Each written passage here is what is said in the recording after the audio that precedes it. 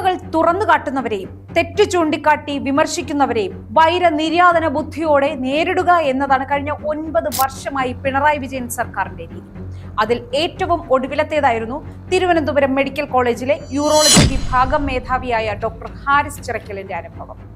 Medical കോളേജിൽ ശസ്ത്രക്രിയാ ഉപകരണങ്ങളുടെ ദൗർലഭ്യമുണ്ടെന്നും അതിനാൽ ശസ്ത്രക്രിയ മുടങ്ങുന്നു എന്നും തുറന്നു പറയുക മാത്രമാണ് ഡോക്ടർ ഹാരിസ് ചെയ്തത്. സർക്കാരിൽ നിന്ന് ശമ്പളം വാങ്ങി പണിയെടുക്കുന്ന ഏതൊരു ഉദ്യോഗസ്ഥനും ആവശ്യം വേണ്ട ക്വാളിറ്റിയാണല്ലോ ചെയ്യുന്ന ജോലിയോട് ആത്മാർത്ഥത കാണിക്കുക എന്നത്. അത്രമാത്രമേ ഹാരിസും ചെയ്തുള്ളൂ.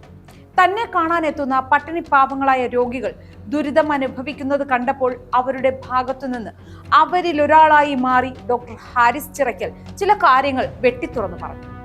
വികാരഭരിതനായിട്ടായിരുന്നു അദ്ദേഹം പലപ്പോഴും മാധ്യമങ്ങളെ കണ്ട് ആശുപത്രിയിലെ ദുരവസ്ഥയെക്കുറിച്ച് വിശദീകരിച്ചത്. സർക്കാർ തങ്ങളുടെ അഭിമാനമെന്ന് മേനി നടിക്കുന്ന ആരോഗ്യ മേഖലയുടെ യഥാർത്ഥ അവസ്ഥ പുറത്തു വന്നത് പിണറായിക്കും സംഘത്തിനും അത്ര പിടിച്ചില്ല. അതിന്റെ പ്രധാന കാരണം അത് പറഞ്ഞത് പ്രതിപക്ഷമോ അല്ലെങ്കിൽ സർക്കാരിന്റെ വിമർശകരോ ഒന്നുമല്ല, മറിച്ച് സർക്കാർ സംവിധാനത്തിനകത്തു നിൽക്കുന്ന അതിലുപരി ഇടതുപക്ഷ സഹയാത്രികനായ ഒരു ഡോക്ടറാണ്. അതിനെ പ്രതിരോധിക്കാനാകാതെ ആരോഗ്യവകുപ്പ് കുടുങ്ങി.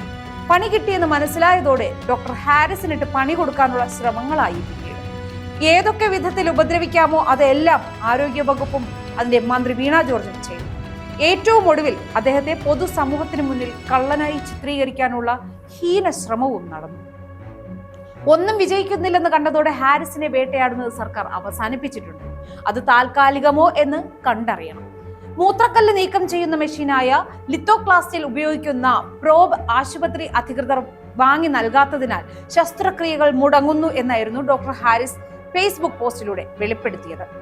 ഇതിനെക്കുറിച്ച് അന്വേഷിച്ച 4 അംഗ ഡോക്ടർമാരുടെ സമിതി പക്ഷെ കാര്യങ്ങൾ തുറന്നു പറഞ്ഞയാളെ പ്രതിസ്ഥാനത്ത് നിർത്തിയാണ് റിപ്പോർട്ട് നൽകിയത്.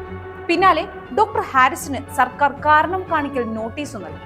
പ്രോബ് ഇല്ല എന്ന് ഡോക്ടർ ഹാരിസ് വെളിപ്പെടുത്തിയതിന്റെ പിറ്റേന്ന്, അതായത് ജൂൺ 28-ന് പ്രോബ് ഉപയോഗിച്ച് ശസ്ത്രക്രിയ നടത്തി എന്ന അന്വേഷണ സമിതിയുടെ കണ്ടെത്തലാണ് കാരണം കാണിക്കൽ നോട്ടീസിലെ മുഖ്യ ആരോപണം.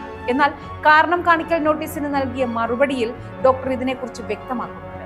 യൂറോളജി വകുപ്പിലെ 2ാം യൂണിറ്റിന്റെ ചുമതലക്കാരനായ ഡോക്ടർ PR സാജുവിന്റെ കൈവശം പ്രോബ് ഉണ്ടായിരുന്നു എന്നും ആ ഉപകരണം ഉപയോഗിച്ച് നടത്തിയ ശസ്ത്രക്രിയയെ കുറിച്ചാണ് സമിതി പറയുന്നതെങ്കിൽ അത് തനിക്ക് ചോദിച്ചു വാങ്ങാനാകില്ലെന്നും ഡോക്ടർ ഹാരിസ് മറുപടിയിൽ പറയുന്നു.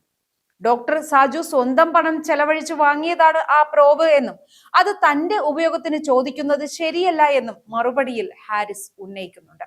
ഡോക്ടർ ഹാരിസിന്റെ തുറന്നു പറച്ചിലിന് പിന്നാലെ ഇത് സർക്കാരിന്റെ കുഴപ്പമല്ല, സിസ്റ്റത്തിന്റെ കുഴപ്പമെന്നായിരുന്നു ആരോഗ്യമന്ത്രി വീണ ജോർജിന്റെ പ്രതികരണം. ഹാരിസിനെ സർക്കാർ വെറുതെ വിടില്ല എന്ന് അന്ന് തന്നെ പ്രതിപക്ഷം ചൂണ്ടിക്കാണിച്ചിരുന്നു. അങ്ങനെ തന്നെയാണ് പിന്നീട് സംഭവിച്ചത്. എന്നാൽ ഹാരിസിനെ തങ്ങൾ ചേർത്ത് പിടിക്കുമെന്നായിരുന്നു ആരോഗ്യമന്ത്രിയുടെ മറുപടി. CPM നേതാവ് PP ദിവ്യയുടെ വ്യാജ അഴിമതി ആരോപണത്തിൽ മനം നൊന്ത് ആത്മഹത്യ ചെയ്ത മുൻ ADM നവീൻ ബാബുവിന്റെ കുടുംബത്തോടും സർക്കാർ പറഞ്ഞത് ചേർത്ത് പിടിക്കുമെന്നായിരുന്നു. എന്നാൽ എന്താണ് പിന്നീട് സംഭവിച്ചതെന്ന് കേരള ജനത കണ്ടതാണ്. അതുകൊണ്ട് തന്നെ ഡോക്ടർ ഹാരിസിനും കാര്യങ്ങൾ അത്ര സുഖകരമാകില്ല എന്ന് അരിയാഹാരം കഴിക്കുന്ന മലയാളികൾക്കെല്ലാം ഉറപ്പുണ്ടായിരുന്നു. അത് അന്വർത്ഥമാക്കുന്നതായിരുന്നു പിന്നീടുള്ള സർക്കാർ ചെയ്തികൾ. യൂറോളജി വിഭാഗത്തിലെ ഒരു ഉപകരണം കാണാനില്ലെന്ന് അന്വേഷണ സമിതി കണ്ടെത്തിയെന്ന് ആരോഗ്യമന്ത്രി തന്നെ മാധ്യമങ്ങളോട് പ്രതികരിച്ച് അദ്ദേഹത്തെ സംശയമുനയിൽ നിർത്തി. ഇതിന്റെ തുടർച്ചയെന്ന നിലയിലായിരുന്നു പതിവില്ലാത്ത വിധം മെഡിക്കൽ കോളേജ് പ്രിൻസിപ്പലും സൂപ്രണ്ടും വാർത്താ സമ്മേളനം വിളിച്ച് ഡോക്ടർ ഹാരിസ് കള്ളനെന്ന് പറയാതെ പറഞ്ഞത്. വകുപ്പ് മേധാവിയായ ഡോക്ടർ ഹാരിസിന്റെ മുറി അദ്ദേഹത്തിന്റെ അസാന്നിധ്യത്തിൽ തുറന്ന് പരിശോധിച്ചെന്നും അവിടെ കാണാതായ ഉപകരണം കണ്ടെത്തി എന്നുമൊക്കെയാണ് അന്ന് ഇരുവരും തട്ടിവിട്ടത്. എന്നാൽ ഹാരിസിന്റെ മറുപടിയോടെ അതും പൊളിഞ്ഞടങ്ങി.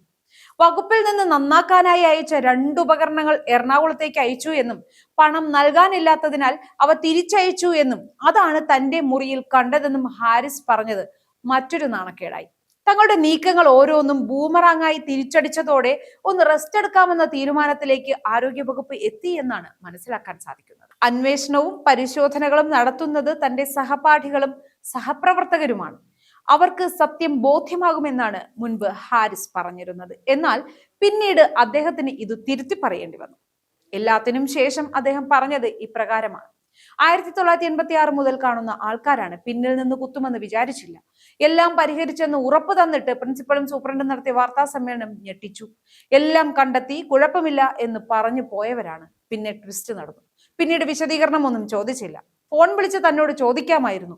ലോകത്തിന് മുന്നിൽ തന്നെ കള്ളനാക്കാൻ ശ്രമിച്ചു. കൂടെ നിന്നവർ വെള്ളിക്കാശിനു വേണ്ടി തന്നെ ഒറ്റുകൊടുക്കാൻ നോക്കി. ഒപ്പം മറ്റൊന്നുകൂടി അദ്ദേഹം പറയുന്നുണ്ട്: ആരോടും ഒരു പരാതിയുമില്ല, ഒന്നിലും മുമ്പോട്ട് പോകുന്നില്ല. കാരണം ഇനിയും ഈ സിസ്റ്റത്തോട് പോരാടാൻ നിന്നാൽ പിന്നെ താൻ തന്നെ കാണില്ല എന്ന തിരിച്ചറിവ് ഡോക്ടർ ഹാരിസിന് ഉണ്ടായി കാണാം.